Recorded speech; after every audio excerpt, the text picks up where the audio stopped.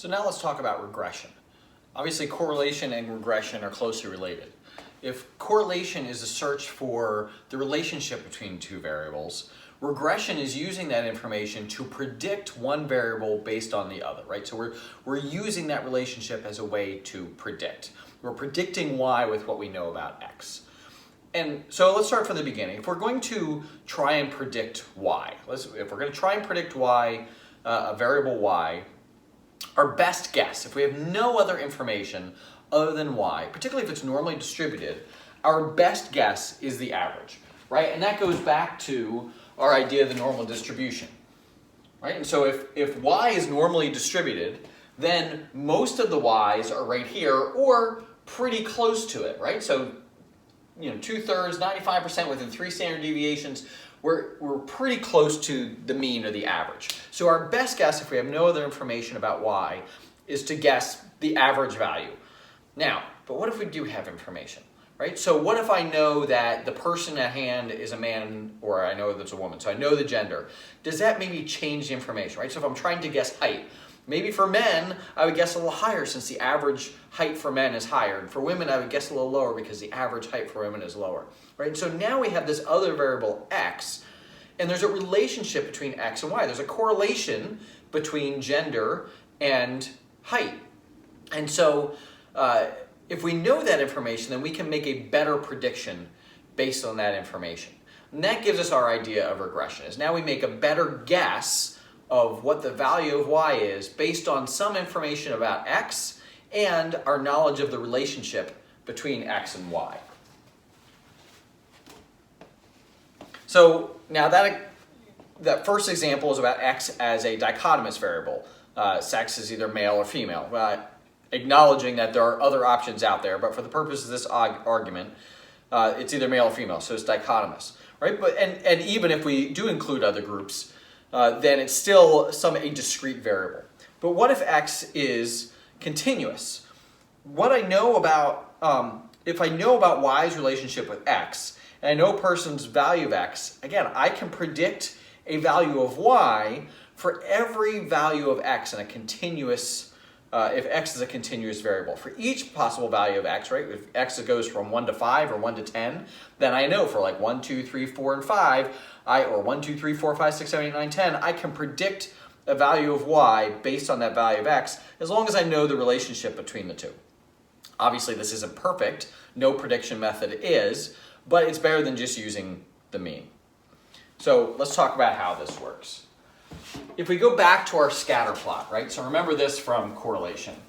If I go back to our scatter plot of the relationship between X and Y, right? And I have some relationship here, and it looks like some sort of positive correlation, right? And each dot here represents one datum, right? Altogether, these are the data. Each one is one datum, and it tells us there's a person, a case, a participant, something that has a value of X and a value of Y.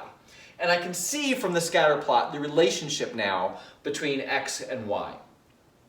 In this scatter plot, I can draw straight lines, right? So a straight line is any 2 points, draw a line between them, and there's lots of straight lines that I can draw through here that would certainly not connect all. It may not even directly connect some, but it would describe some version of this relationship. But there is only one line. There is only one line, and it looks probably something like this, that minimizes my errors. So if an error is the difference between where I predicted Y would be and where Y actually is, based on a value of X, take this other value of X, I predict Y will be here based on this line. The difference is right here. There is exactly one line for which these errors are minimized, and they are smaller than for any other line. Any other line I can draw here, those errors are going to be something other than the minimum they could be on average. So if I'm going to minimize those errors, I have one line, and that is what we call the line of best fit. So this right here describes the line of best fit. It is the single straight line that best fits the data in this relationship between X and Y. Now let me go a step further and say that I can describe that line, and I can describe it using a familiar equation, right? Y equals mx plus b. This is an equation you learned in geometry class in high school, right? Remember way back machine.